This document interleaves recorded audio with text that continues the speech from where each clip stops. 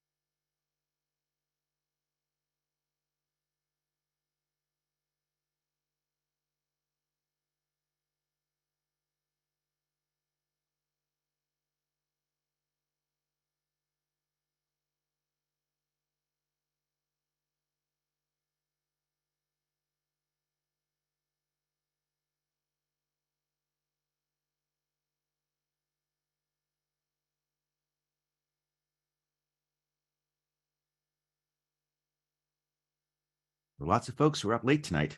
Absolutely. All right. Well, that's the signal. It is officially noon here in Cambridge, Massachusetts, where I am, and also in New Haven, where Barry is. So we're going to go ahead and get started. Good afternoon, if it's afternoon, or good morning, or good evening, depending on where you are in the world, of course. And welcome to this edition of PON Live from the Program on Negotiation at Harvard Law School. I'm Nicole Bryant, the Managing Director here at the Program on Negotiation. And today, PON Live is delighted to welcome Barry Nalebuff from Yale's School of Management for a discussion around his new work, Split the Pie. And I've been staring at that pizza on the screen and thinking about how it is lunchtime here in Cambridge.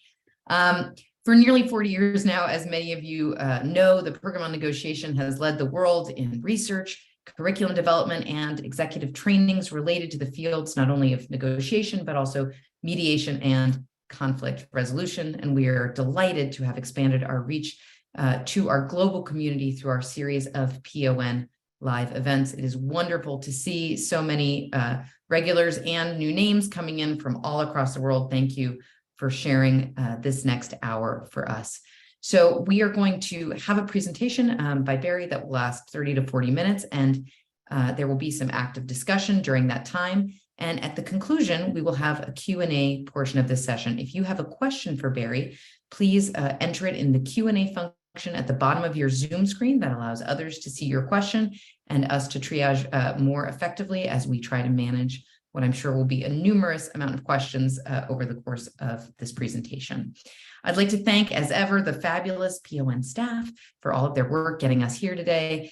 Diane Long, Riley Schretzel, and James Kerwin, thanks to them. And with that, I'm going to introduce our speaker for really the second time this week, because Barry did us the great honor of coming up to Cambridge to present in a smaller setting to PON faculty and researchers at the Harvard Faculty Club on Tuesday. We were delighted to host him over a dinner and to hear a presentation of his work. This is a larger audience, but it is really wonderful that he's made the time for us twice this week. So Barry Nalebuff is the Milton Steinbeck Professor at the Yale School of Management, and he has taught strategy and negotiation there for 3 decades. His latest work, Split the Pie, will be the focus of our discussion today. But in addition to Barry's career in academia, he is also a celebrated business person, and he was the founder of Honest Tea, as well as Kombucha, Real Made Foods, and Just Iced Tea. So he's going to be talking to us about his experience both in research and in real life, and in the corporate setting. So we are delighted to have Barry with us today. And with that, I will hand over the virtual Zoom microphone. Barry, the floor is yours. Thank you. Nicole, thank you. And thank you all for coming today. That's so exciting. That's nothing, that's the best thing an author could ever have is an audience. So I want to share with you my approach to negotiation. It's very much in the spirit of the program of negotiation, of being principled when you think about how to negotiate. And in fact, let me even start with some work that took place at Harvard in 1978. It comes from research done by Ellen Langer, Arthur Blank, and Benzian Chancewicz, which Ellen Langer was the first woman tenured in the Harvard Psychology Department. This experiment had a Confederate go up to a Xerox machine and ask if the person could jump in the queue and make 5 pages. Now, in those days, Xerox machines weren't quite as quick as they are today. So it wasn't pages per minute. It was more like minutes per page. And when they asked, it turned out that just a simple request got 60% of people to say yes. And then they changed the request a little bit. And they said, can I use a Xerox machine because I have to make copies? And that brought the success rate up to 93%. But this is kind of a fake reason, if you'd like. They said instead, somebody's saying they can't hear me. Are other people able to hear me just while we're at it? Can you give me a thumbs up? Or Diane, people are hearing me, right? Yes, the people hear me. Great. So when they said because I have to make copies, when they said because I'm in a hurry, a real reason, then the success rate went up to 94%. And people took away from that research the view that if you ask with a reason, you're going to be a whole lot more successful. But there was a second half to the paper that people often ignored. And that is, instead of just asking about 5 pages, they said, how about if I have 20 pages? Now may I use a Xerox machine? And the success rate fell to 24%, no surprise. If you asked with a good reason, because I'm in a hurry, the success rate went up to 42%. Okay, it wasn't in the 90s, but it's still pretty respectable. The question is, what if you asked with a fake reason? That is, may I use a Xerox machine because I have to make copies? And now what we discovered is the success rate was no better than if you didn't add a reason. And so the lesson I want you to take away from this is it's not enough just to have a reason. What you really need to have is a good reason. That fake reasons work when the stakes are minimal. But for most negotiations we're going to be talking about, the stakes aren't just 5 pages. They're more like 2,000 pages. And so we want to have good reasons. And that brings us to the idea of principled negotiation, the book, Split the Pie, A Radical New Way to Negotiate. Actually, the subtitle is probably a bit misleading. It's not that new. It comes from the 2,000-year-old Babylonian Talmud. And so these ideas are not due to me. They're due to this notion of the principle of the divided cloth. So my big, hairy, audacious goal today is to change the way the world negotiates. And I'm going to try and do that with simply one idea, namely the notion of the pie, or what's the pie. And if you're here in New Haven, I encourage you to try a clam pizza. Some will say that Sally's and Pepe's are harder to get into than Yale, so come at an off hour. The pizzas are great, but since I'm in New Haven, let's use pizzas as our analogy. So we have 2 parties who are looking to divide up a 12-slice pizza. And our parties here will be Alice and Bob. And if they reach an agreement, they get the 12 slices to divide up. But if they can't reach an agreement, well, Alice has a way to get 4 slices on his own, and Bob can still get 2 slices on his own. And so the question is really, how should Alice and Bob divide up the 12 slices? And I'm happy for you in the chat to give your suggestions of what you imagine will happen here. I'm taking a look at the chat. So how many slices do you think Alice will end up with, to make the typing a little bit quicker? And so we have 10. We have, oh boy, that's a very tough Alice, leaving Bob only with 2. We have 8 and 4. So basically the answers I'm seeing, 6 is the idea that we're going to take the 12 slices and just divide it evenly, the fairness notion. The 8 and 4 is the idea that Alice is twice as strong as Bob. Alice's fallback opportunity is getting twice as many slices as Bob, so Alice should get twice as many as Bob in the deal. But I also noticed that folks like Jeff and Giuseppe have thought of another idea. And basically, the question is really what this negotiation is about. And my view is it's not about 12 slices, because Alice and Bob have 6 slices, even if they don't do a deal. The reason to come together is to go from 6 slices all the way up to 12. And to get those extra 6 slices, who's needed more, Alice or Bob? Who's in a stronger position?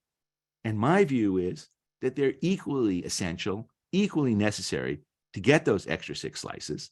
And therefore, what we should do is divide them 3 and 3, which means Alice gets 7 and Bob gets 5. Alice gets the 4, he'd get on his own, plus the extra half of the pie, the extra 3 slices. And that's really it. The notion of the pie is what the parties achieve by coming together compared to what they would achieve if they don't do a deal. Some people have called this the icing rather than the pie. It's the extra value that's created from the deal.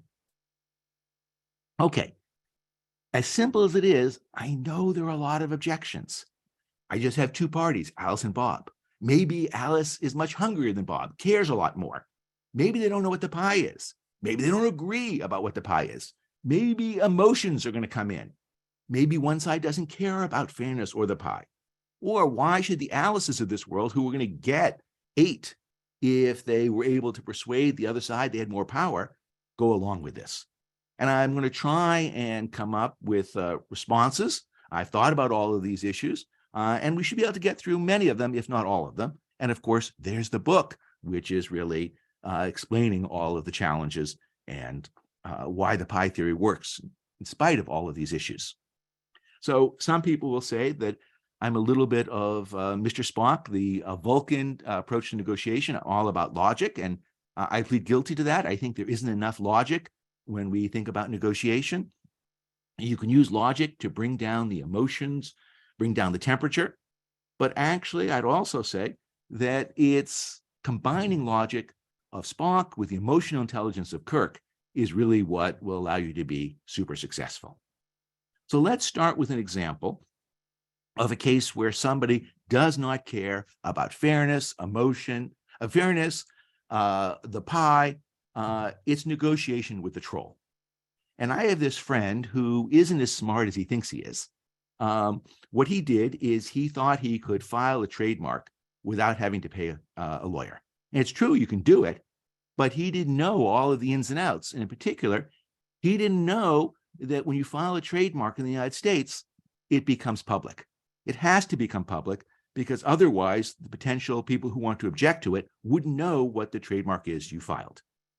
And then what he discovered is that when he went to buy the domain name associated with the trademark, there was this troll who I'll call Edward Kahn, because that's his name, who had gone and bought the darn URL, bought the domain name.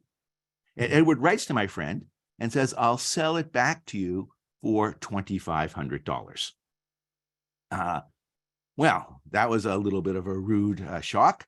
And so my friend, who isn't as smart as he looks, also isn't as dumb as he looks, he did some research and discovered that there's an organization called ICANN. And ICANN is able to resolve disputes over who owns a domain name. And what Edward has done is called registration in bad faith. And in fact, Edward had been taken to ICANN on several occasions, and in every occasion he had lost. And not only did he lose, he doesn't even bother replying to the complainant's contentions. And why does he not bother replying? Yeah, well, it's obvious. Basically, he knows he's going to lose. So why spend time and effort fighting a losing battle? So my friend was sure he was going to win. The only issue is how to avoid the cost of ICANN. And ICANN costs $1,300 to go through this process. So my friend responds to Edward and says, look, I'll give you $500. There's no way I'm paying you $2,500. $2,500 is more than the cost of ICANN. I'd rather go to ICANN, pay them $1,300, and you get zero than give you $2,500. And Edward writes back saying, thanks for your quick response. $500 is too low. I suggest we meet up at $1,100. So Edward starts off by anchoring high at $2,500, one of the classic tools. Now what he's doing is the time pressure. I'm leaving for my vacation, so can you please confirm ASAP? All right, time for audience participation. What do you think the pie is in this negotiation? What are they really negotiating over? And who has more power when it comes to the pie? So we have James is saying 750, Ashley is 1,300, Flora is 1,300. So the folks are getting it. I love it here. So yes, the pie is 1,300. Basically, the reason why they're coming together is to save the need to go to ICANN. Now, folks are Lyra and Ashley and others are saying that they think Edward has more power here. Well, we'll see about that. So my friend comes back and says, here's how I see things. ICANN is going to save me $1,300. That's what's available to split between the two of us. You proposed $1,100. Well, at $1,100, you're up $1,100. I'm only up $200. That's not very fair. Indeed, look, if I were to offer you $200, so you'd be up $200 and I'd be up $1,100, I'd expect you to reject that. For the same reason you would reject $200, I'm going to reject $1,100. I'm prepared to pay you $650. I'd be up $650. You'd be up $650. And that's as far as I'm willing to go. So Edward comes back and says, let's meet up at $900. It's my final price. Look, I made a whole lot more movement. I started $2,500. So let's analyze his email a little bit. His 900 number wasn't accidental. It was basically, he was trying to split the difference halfway between 1,100 and 650 with a little rounding up. This is my final price. He's now trying to do an ultimatum. My original price was 2,500. Well, this is fake reciprocity. He's saying he came down from 2,500 to 900, whereas my friend only moved up from 500 to 650. And then I'm leaving very soon. Time pressure. So he's trying every single trick of the trade. And what my friend does is absolutely nothing. And a week later, Edward writes back and says, we accept your offer of 650, and the deal is done. Neither party trusts each other, so they used escrow.com. As you may have guessed, my friend was me. The company was Maker Oats, a company that I ended up selling to Quaker Oats. And so I really did want makeroats.com. So let's go through a little bit of what happened in this negotiation. First, Edward anchored at this really high price of $2,500. And I think that ended up sinking him because he then had to move from 2,500 to 1,100 to 900. And that showed he had no principles, that basically he was just throwing spaghetti on the wall to see what would stick. And a problem with anchoring at extreme point is it then forces you to make extreme movements. And the other side is going to think there are more extreme movements to come. Something else I did that's a little unusual is I revealed my BATNA, my best alternative to a negotiated agreement. I revealed that it would be going to ICANN and paying $1,300. And a lot of people think in those circumstances that doing so means I'm going to pay $1,299, that they're going to push me right up against my BATNA. And I don't think that's the case. Because if my principle is I'm going to split the pie, then I'm not going to end up at $1,299 any more than he's going to end up at $1. That's why we're going to $650. Who's more powerful? So we have some folks thinking it's Edward and other folks thinking it's myself. My view is we're equally powerful, just like Alice and Bob. Essentially, if we don't reach a deal, that $1,300 is lost. I need Edward to say yes. Edward needs me to make an offer he accepts. At the end of the day, I'm getting the URL no matter what. I'm either getting it because I buy it from Edward or ICANN gives it back to me. But to save the $1,300, the two sides are equally essential in doing this deal. Okay, Edward, he doesn't care about fairness. He doesn't care about the pie. So why is it that the pie argument still worked in this case? And the answer is I didn't have to convince him about fairness or the pie. I had to convince him that I cared about fairness and I cared about the pie. Because ultimately, if he wanted to do a deal, he needed to do a fair deal. And he had no principle. So going right back to our first point, basically, I had a principle, he had arbitrary, and principles beat arbitrary. That's a reason why you shouldn't offer 700. Because if you go away from 650, it says you don't care about your principles either. One last moral, spend $1,250 and buy the domain name before you go and register the trademark. All right. So let's go to an example with my mom. She lives in Sarasota, and her landlord, with the whole work from home thing, basically said, I want to put your house up for sale. She was renting. I think the market price is a great time to sell. I'll sell this house for, I think the market price is 800,000, and I'll sell to you for 790. So my question to you all is, what's the pie? So please put in your ideas here, and I'll take a sip of a moment. So you think the pie is $10,000, okay? The discount that the landlord is offering. Other folks, they think the pie is? Eric, I'm drinking Just Iced Tea or Justice Tea, which is the successor to Honest Tea. Same team. 800,000 is the pie. 790. So remember, the pie is the value that the parties create by coming together. And so my view is the pie here is the $40,000, the 5% real estate commission that they can save by doing the deal between the two of them. The moving costs that my mother could avoid by being able to stay in the same house, and the fixing up costs that the landlord could save by not having to paint, repaint, put in new carpets, and upgrade the appliances. And so my mom writes back and says, I'm prepared to buy this house at the market price. I like it, provided we're able to split the savings in the real estate commission.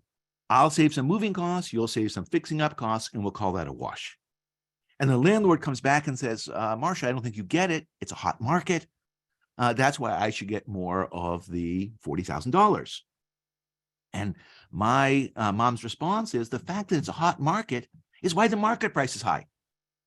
That's not why we should split the $40,000 differently. If you sell to anybody else at $800,000, you're only going to get $760. If I buy an equivalent house from anybody else, I'm going to have to pay $800,000. The only way to save that $400,000 is if I am the buyer and you are the seller. And he gets it. And then we look at the 5 other houses that have sold on that street in the last 6 months to figure out what the right price is per square foot. We agree on the market price. We split the real estate commissions. And then he's even further in the spirit. He says, you know, why are we hiring separate lawyers? We could just hire one lawyer for the two of us and save another $3,000, which they did. Some people will think of negotiations as zero sum. And remember, yes, there's this idea of how we expand the pie, but in this case, it's like, how are we dividing up that 40,000? You might say it's zero sum, but actually failing to reach an agreement means the 40,000 is lost. And if you can come up with a fair way to do a deal, then you actually get the pie. And so creating that $40,000 pie is a very positive sum result. So one of the things I want to do is turn negotiation into a data exercise. Essentially, agree up front that what we want to do is create a large pie and split it, and then work together to figure out what that pie is. So I want to change the way people negotiate. First, start by talking about how we're going to negotiate. What's the process? Don't start with price. Don't even start with interests. Talk about the nature of how we negotiate. And then, having agreed to split the pie, we can work together to figure out what the pie is and how to grow it. Now, I recognize that this is not what people do. I'm not trying to describe reality. I'm trying to change it. And there are a lot of traps that people fall into. So here's a good example in my mind. We have Anju and Bharat. Anju has $5,000 to invest and Bharat has $20,000. And they're both interested in making a one-year investment. With $5,000, Anju can get 1% on her $5,000 or $50. Bharat can get 2% on his $20,000 or $400. If they come together, they can get 3% on their $25,000 or $750. And my question to you is, how should the $750 be divided? In particular, how much money do we think Anju should be getting? And please give me your views on the chat. And yes, Michael, I'm with you. I mean, there was a cash transaction. It was simple. And each side told the attorney that we wanted you to act as a neutral. So we're adding 150, 200, 75, 350. That's pretty extreme. Lots of 300s for Anju. Wow. 125, 200. So one thing I'm going to be able to say with great confidence, looking at these numbers, is there is not a consensus about what Anju should be getting. Lots of everything's from 150, 175s, 200s. And so let's actually think about this a little more. If you take the Aristotle approach, the just is the species of the proportionate. What's unjust is what violates the proportion. So Bharat has invested 4 times as much as Anju. Therefore, we should divide the 750 in the 4-to-1 ratio.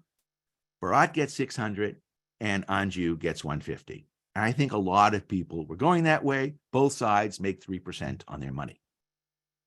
And if I ask my students this, a lot of them were like you, 45% were saying 150, 38% something less than 150, and only 2 people out of the whole class said 200. But let's think about the pie. If they don't do a deal, Anju's going to get 50 and Bharat's going to get 400. So collectively, they're getting 450 with no deal.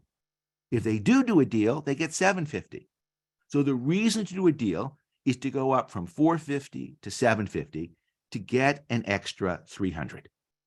Who has more power in getting that extra 300, Anju or Bharat? And my view is it's equal. Essentially, if either the party says no, that 300 disappears. Therefore, you take that 300, you divide it 150, 150, and so Anju will get 50 plus 150 or 200.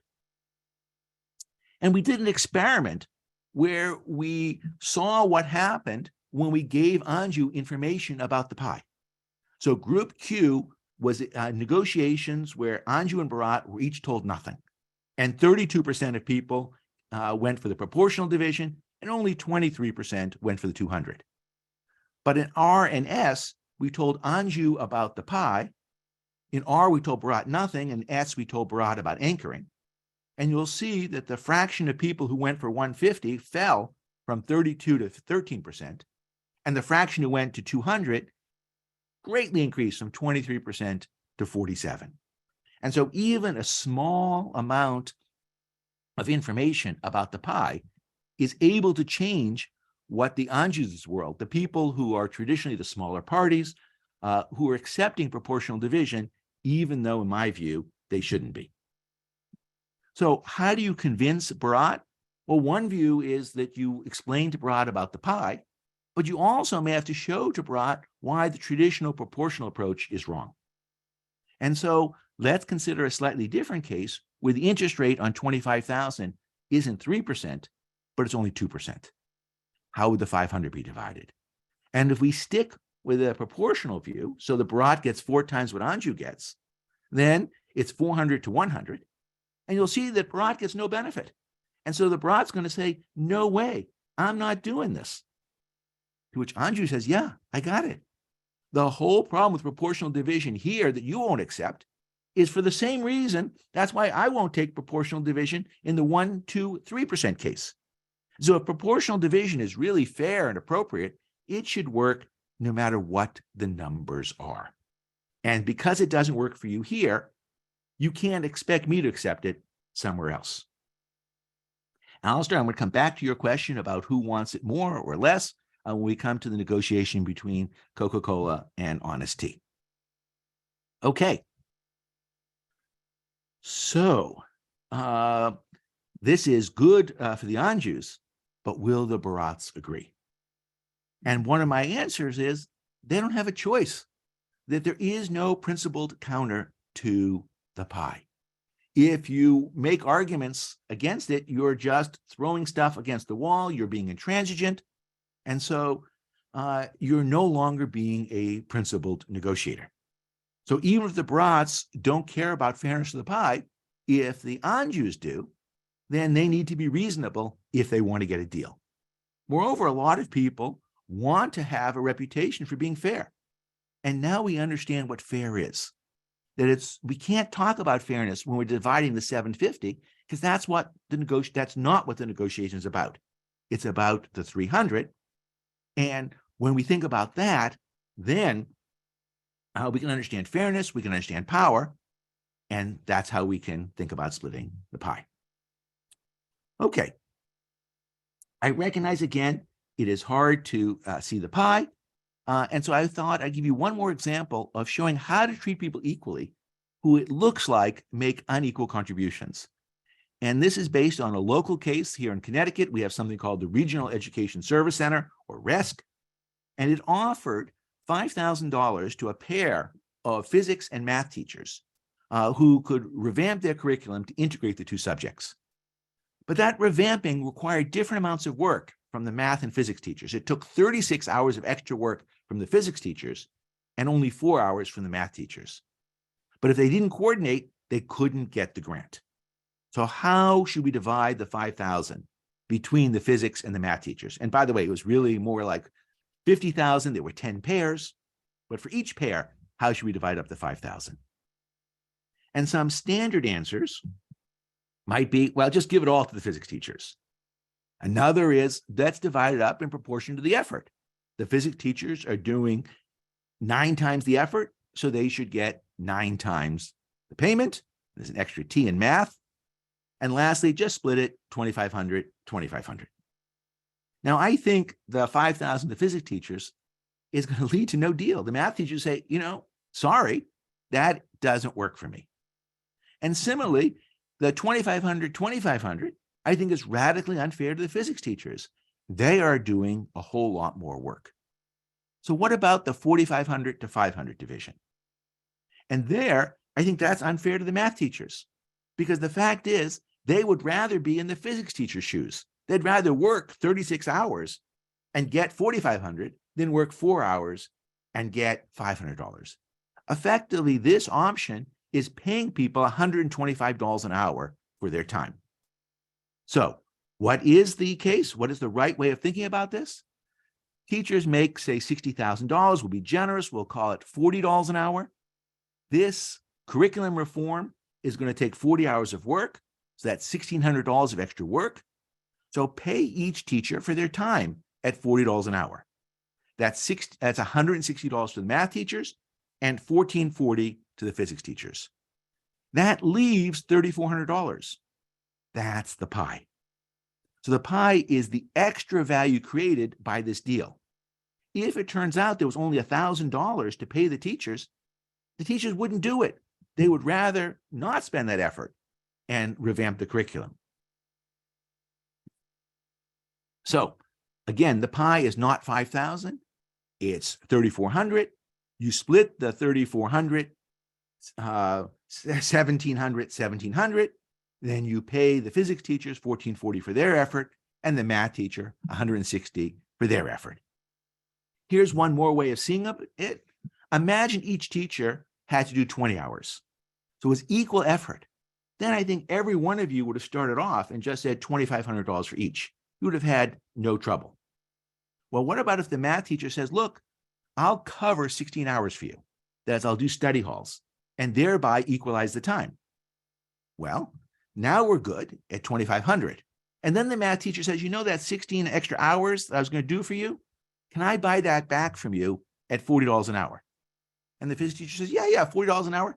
That's fair. I'd be happy to uncover those study halls for you at $40 an hour. And so the math teacher ends up with the equal division of 2,500 and then pays $40 an hour for the 16 hours that they're no longer covering. And that gets you right back to the 1860. So one of the things that the pie theory allows us to do is figure out how to treat people who are in unequal positions the same way. And that's a key insight associated with the pie, which is no matter how unequal people look, when you measure the pie correctly, they're always making equal contributions. So here's a quick analysis through a merger case. We have the New Haven Planet and the Hartford Gazette. If they come together, they can save $6 million in joint purchasing. And so the Gazette says, look, I'm twice as big as you, so therefore I should get twice as much of the savings. There's a production know-how the Gazette has. It says it's my know-how, so I get to keep it. There are new readers. The Gazette's bringing 10,000 readers to the Planet. The Planet's only bringing 5,000 readers to the Gazette. So the Gazette says, I'll get the readers I bring to you. You get the readers you bring to me. Add it all up, and it's basically 6 million to the Gazette and 2.5 million to the Planet. But I think you now know better here. That 6 million joint purchasing, it should be divided up 3 and 3. The Gazette can't get it without the Planet. All right. So now the Gazette says that was cute, but you know that production know-how, that's me. That's mine. I should keep that million. To which the Planet, as the Gazette says to the Planet, what are you bringing? And the sarcastic answer is, I'm bringing my inefficiencies. The more reasonable answer is, I'm bringing my operations, my readers. You've already applied the efficiencies to your organization. If you want to apply them somewhere else, you need my whole organization to do it. That's why we should split it 500,000, 500,000. As far as the new readers go, it's not that you're bringing me 10,000 readers and I'm bringing you 5, which is a 2-to-1 ratio. It's that on the 10,000 readers you're bringing me, I'm giving them content. And on the 5,000 readers I'm bringing you, you're giving them content. So we're always bringing equally essential items to create any deal. And therefore, we could go and either say it's 4.25 million for each. We could say the pie is 8.5 million. We're just going to split it right down the middle. Or we could argue line by line. On every single line, each argument can be turned around. I'm bringing the efficiencies. I'm bringing the readers. So every argument can be turned around. I don't even know how I did that slide. Oh, yes, there we go. And so let me end with the example in my own life of negotiating with Coca-Cola and Honest Tea. And this is the first time that the theory of the pie really left the classroom. It's a company I started with my former student, Seth Goldman. We grew the business from 5 thermoses to about 75 million in sales. We had lots of well-known customers. This is President Obama signing the Pay Our Military Act. And this is the most important part of the picture in my view. He didn't quite turn the bottle correctly, but he was kind enough to sign it for us. We quench all thirst. This is Ivanka drinking a bottle of Honest Tea. And here's Andrew Yang. So unfortunately, recently, Coca-Cola decided to discontinue Honest Tea. They kept Honest Kids. So Seth and I got the band back together, and that led us to form Just Iced Tea, or Justice Tea. The justice here is to the farmers, the fair trade farmers who we had supported and who were now just being left high and dry. So Coke came and started talking to us, and they said, you know, this glass bottle here, you're paying 19 cents for it. We can buy the same bottle for 11 cents. And 100 million bottles, that's $8 million. Who should get that gain? Well, if you divide things up based on a proportion, Coke sales were 40 billion and Honest sales were 20 million. That's 2,000 to 1, which means Coke would get 7,996,000 and Honest only 4,000. And even Coke didn't think that was fair. So they say, okay, 7 million for us, 1 million for you. And I say 4 and 4. And they say, well, we're bringing all our buying power. What are you bringing to the table? And my answer is all of our customers, all those folks who like this wonderful organic elixir in an overpriced bottle. And essentially, you've already applied your purchasing power to your 40 billion in sales. You want to apply it somewhere else. You need our inefficiencies. You need our operations. Okay. So Coke said, you know, Barry, that was cute, but I think you've forgotten something. And this is the question we had earlier. $1 million is life-changing for you. $1 million for us isn't even a rounding error on a rounding. It's not material. So we need 7 million to feel as much ahead as you would with 1. And remember, in Pieland, any argument can be turned around. And so I say, well, wait a second. You just told me you don't care about money. So we'll take 7. You'll have 1 who will notice. Moreover, you're asking us in some sense to give up 7 of the 8 million. That's a huge sacrifice for us, almost no sacrifice for you. Ultimately, we didn't need to resolve this because we decided the right strategy was for Coca-Cola to buy the whole business, but they would buy it in 3 years. And during those 3 years, they would help us with production, with purchasing and distribution. Now they created a problem. They created a problem because they said, you know, time out. We're not prepared to do all the things to help you.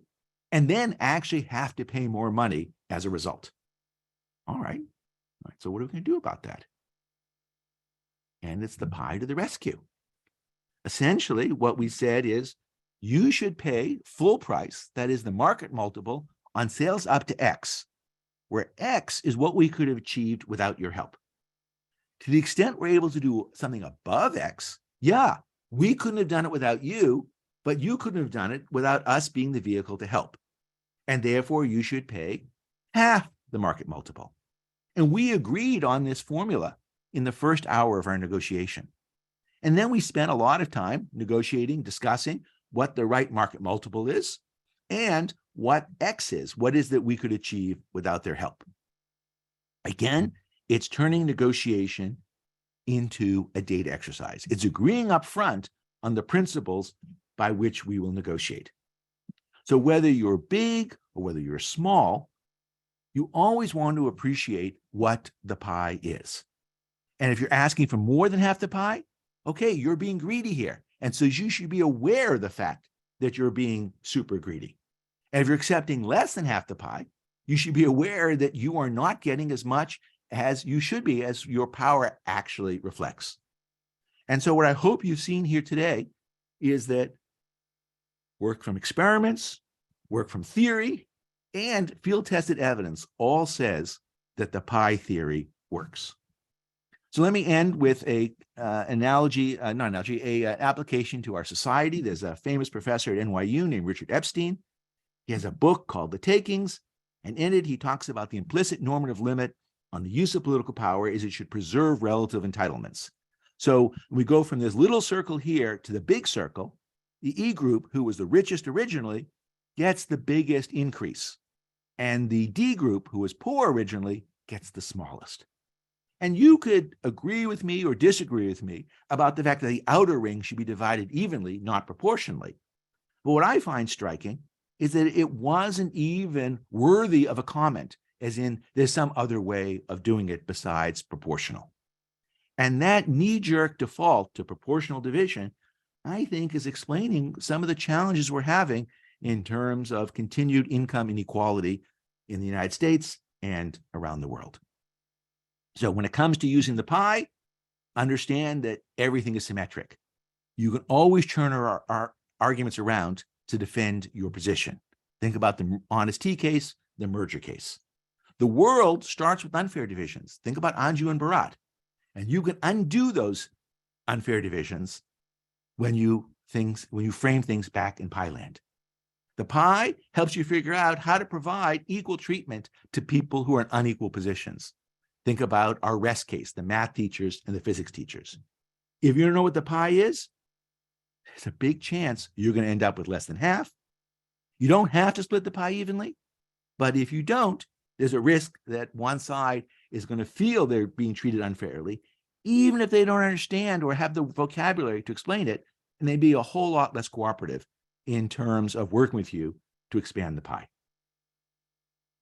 So start by setting ground rules. You don't need to bluff, bully, or be bellicose. You can apply principles. You don't have to become a jerk. Power and fairness both say split the pie. The world doesn't know what the pie is. So you're going to have to not just educate them about the pie, but you're also going to have to show them the problems with what they are currently doing, typically proportional division. And then having agreed to split the pie, go and you can focus your efforts on making the pie bigger. So that's my presentation. And I think we have time for some questions. Wonderful. Thank you, Barry, so much. And we do have a number of questions, both in the chat and in the Q&A. We'll ask folks to enter future questions in the Q&A, easier for us to look through. And the first one, we'll start with Barry. We've had a number of folks, Ellen, Holly, Natalie, all asking about salary negotiations and how the pie principles can be applied when you're in that most important negotiation on salary. Yeah. So one of the things I didn't have time to talk about today is, of course, negotiations with more than two people. And generally speaking, you're thinking about what company you might work for or some other company. They're thinking about hiring you or somebody else. And so the pie here is really the extra value that you're creating relative to somebody else they might hire or where else you might go and work. And one thing that we often see at higher level employees are, let's actually talk about what my KPIs are, my key performance indicators. If I'm able to achieve them, how much value am I creating and what fraction of that am I going to get? So essentially we can divide the pie ex post after it's created. If I go back to the case with Honest and Coca-Cola, let's say we don't know how many bottles Honest is going to sell. So we can't immediately say up front, $4 million. We could say as well, Honest will buy bottles from Coke at 15 cents. And that means Honest will save 4 cents a bottle, going from 19 down to 15. And Coke will make 4 cents a bottle, 15 cents selling at 11-cent cost. And so essentially, even if we don't know the pie today, can we agree today on how we're going to divide it up once it's ultimately created? A second comment I'd make is help people appreciate that if they're able to do what we're asking them to, we're prepared to say yes. So it's yes if rather than no unless. We're asking people to go out on a limb for us, and we want them to know that if they're successful in doing that and giving us what we've asked for, they will actually get us. I think that's going to help you in the salary negotiations as well. Okay, wonderful. Thank you. We have some folks asking about how you make sure that others understand your notion of fairness, right? Like how one makes sure that everybody is on the same page about what's fair. What do you do if someone is insisting that their version of a split is fair, and how you can make sure that you're coming to agreement on that? Yeah. So again, let's go back to the Anju and Bharat. Bharat says, hey, we think every dollar should earn the same amount. And what I do is not show why it's unfair to me. I give them numbers which show that if the situation were a little bit different, the principle they've applied is something they would reject. And so something for it to be fair has to work no matter what the numbers are. And if you say, well, proportional is right, just look at the proportionality between Honest Tea and Coke, the 2,000 to 1, right? Doesn't work. And so essentially, yes, you have to show that the approach they're trying to take actually is not a general approach.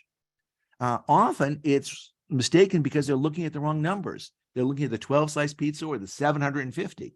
And once you've helped them frame things in terms of 300 or the 6 slices of pizza, the arguments they're going to make just won't really, they'll fall apart because ultimately they are unprincipled. Great, thank you. We have a number of questions, both in the chat and the Q&A, that are around identifying and quantifying the size of the pie and how you can make sure that you are on the same page and what you do in challenging situations for that. Someone asked if there was a calculatethepie.com, which is maybe should be your next business venture, if it isn't already. Yeah. So one of the things when I'm teaching my students is I spend a lot of time doing negotiations where everybody knows everything. And I claim that there are a lot of negotiations in that form. There's not everything. Of course, there are cases where we have uncertainty, but it takes practice in terms of changing your perspective to see things in terms of the pie. And so go out there and say, okay, what is the value that we're creating in one circumstances or another? Let me see if there's a quick another example I can provide. If we're renting a condo and we have one more family who's joining us, how much of a bigger condo can we get? What's the value that happens if this other person is able to join us here? And it's not natural. I got it. People are not trained to do this. But if you go back to the case with my mom and her house for sale, this other side, didn't know about the pie, but okay, yeah, the real estate agent commission. I want to save that. I can see that. Yeah, I don't want to fix up the house. Yeah, that's going to be costly for me. And so try and understand and talk with the other side about what is the value that's being created. The nice thing here is if you go to my negotiations with Coke, they couldn't be talking about, oh, we're not going to make this business any better, because that's the whole reason they're trying to buy the business. And so the idea that when you're focusing on growing the pie, it's why we're doing the deal. And people very much want to talk to you about the value that they create by coming together. Great, thank you. We've had a number of questions about what the pie looks like and how you split it when we're not talking about a number. When we're talking about something like someone gave an example of child custody or other things, how you make sure that you're applying the principle of fairness, you identify the pie and then go into the split. Yeah. So I think in the end, we have to do some type of quantification. Now, I realize in a lot of these Jarndyce-like negotiations, we basically destroy pie through what happens. I think a good trick here is something I learned from my colleague Dalian Kane at Yale, is to try and put things in the same domain. So for example, when I'm thinking about what is the value, I will use this because it's in my head right now, of a nicer set of speakers.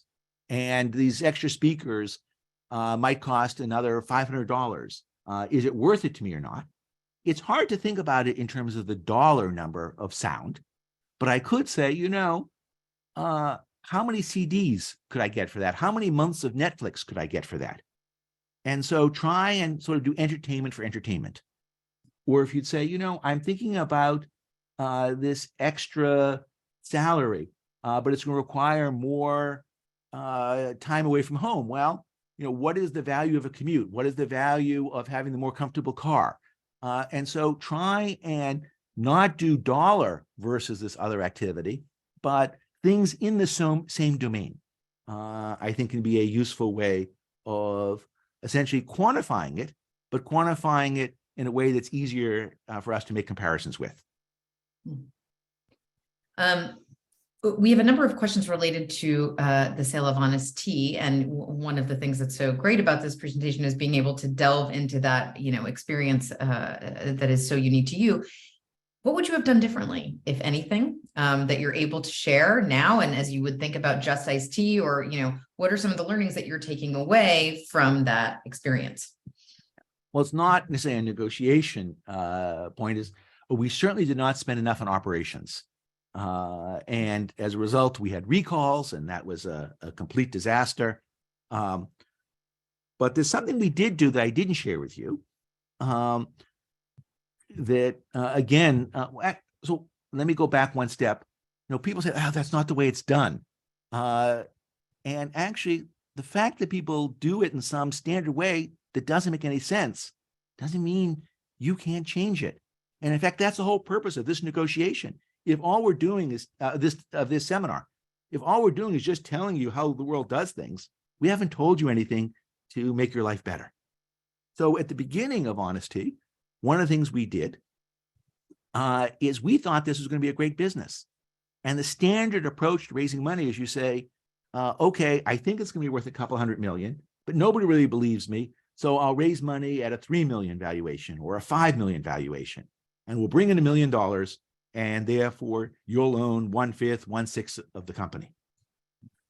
And we said, we're going to actually do a 0 pre-money valuation. So the people who give us $1 million, they're going to own 100% of the business. But once we double your money, we'll get some options. And once we triple your money, we'll get some more options. And once we 5 times your money, we'll get more options, 10 times your money, more options, 15 times more options. And so essentially, Seth and I went from owning none of the company to ultimately owning over 40% of the company, because in the end, it was a 23x. And so one of the things is we believed it was going to be worth more than 100 million. And essentially, nobody else was willing to believe that and give us a high number up front. And so it's like, well, okay, you don't have to believe that. Essentially, we want that super high tail, if you'd like. And so effectively, we thought this was a fair way to treat our investors in the sense of, look, if we've given you a 10x return, don't you think that our original valuation should have been pretty high? And so essentially, there was very little negotiation with them, because ultimately we said, what the initial valuation is depends on how well we do.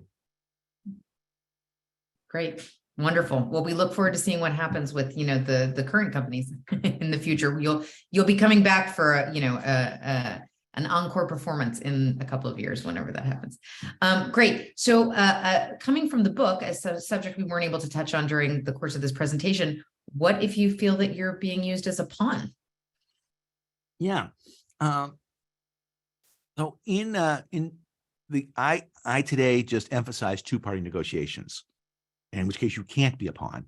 But there are a lot of circumstances where people are using you to get a better price from somebody else. And people think in that context, it's a paradox, because if I don't bid, I don't get the business. If I do bid, I don't get the business, but I at least should bid and do something. Don't just stand there and do something. And my view on this is competition is valuable and you should sell it. Don't give competition away for free. So if somebody's asking your architecture firm, your engineering firm to go and respond to an RFQ, an RFP, basically say, well, time out. We can't respond to every single one of these. Let's talk about what value you're going to get from us responding. And if the response is, hey, you're just lucky you got invited to bid, they're telling you up front, they're not going to do a deal with you. And therefore, spend your time on the folks who really appreciate what you bring to bear.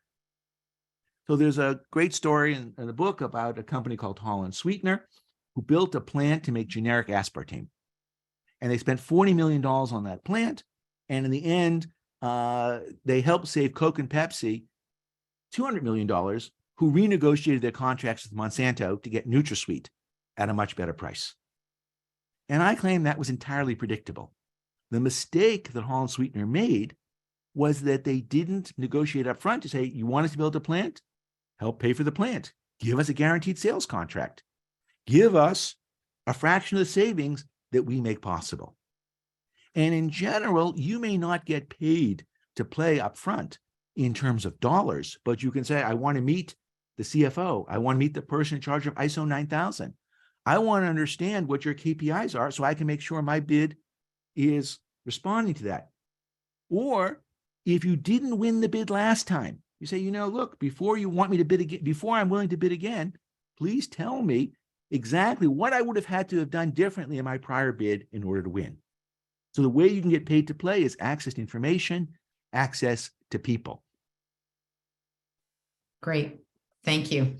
Barry, a lot of what we've talked about is very analytical in your approach.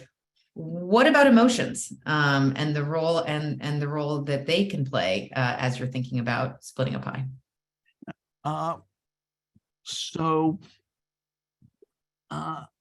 I admit I am more on the Spock than Kirk end of the spectrum.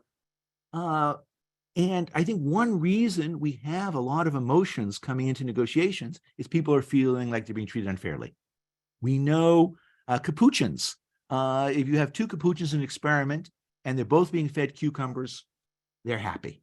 But if one capuchin sees the other capuchin getting grapes, it's like, I'm not doing this anymore for cucumbers. And people are, that's in our hardwired in our DNA. And so when folks are being treated unfairly, the cortisol goes, the emotions rise, and it's a problem. But if we can help people understand that we are, in fact, trying to do something that's fair, that can bring the emotional temperature way, way down. And people say across all different cultures, I've never met somebody in any culture who doesn't want to be treated fairly. And so starting off the negotiation by saying, this is my objective, to create a large pie and to split it, I think can help greatly in terms of reducing the emotional temperature. And then I'll leave the experts at PON to help folks figure out how to handle the remaining emotional issues. Great, thank you. And the Capuchin Monkey video, if anyone hasn't seen it, definitely Google. It's a real hit in our classes and does speak very well to that example. All right, last question, Barry. If you had to give one piece of advice to folks, right, as they're going forward in a new way, maybe they're dealing with somebody who is difficult, who might be bluffing, what would you say? I think it's starting off the negotiation with a discussion of how we're going to negotiate. And it's remarkably disarming because people think you're going to sort of start off with a high number or low number, an anchor. And, the fact that you're here, that you're interested in PON is telling me you're smarter than the average bear. You're likely, the reason you've been successful in your life is you have empathy. And what people do is they throw away their empathy, their IQ, and think they have to act like a jerk in a negotiation. And you're probably not good at being a jerk. Being a jerk is not a successful approach to negotiating. But then the question is, how can you succeed not being taken advantage of without acting that way? And introducing the pie perspective will allow your strengths to come through. Moreover, the other person who might be acting like a jerk actually could be just like you and doesn't know any better. And so this may allow you to help the other side also bring out their empathy and their IQ. So that's my answer. And thank you all. I love it. Wonderful. Yes, Barry, thank you so much. And thank you to all of we had 500 folks at peak moments of this. We really appreciate it. Everyone, once again, the recording will be posted on our website in just a few days. So if you had to come in late or leave early, or if you want to share with somebody else, then you may do that. And thank you so much to Barry Nalebuff for being present with PON twice this week. And what a delight to discuss these with a colleague, these important subjects. To our participants, thank you for being with us for this hour. We have a number of upcoming events in April, and we start our programming and trainings if people want to come visit us in Cambridge or online for more in-depth training in negotiation and mediation. So thank you to all of you. We appreciate you taking this time to be with us, and we hope to see you very soon. Bye, and thank you, Barry.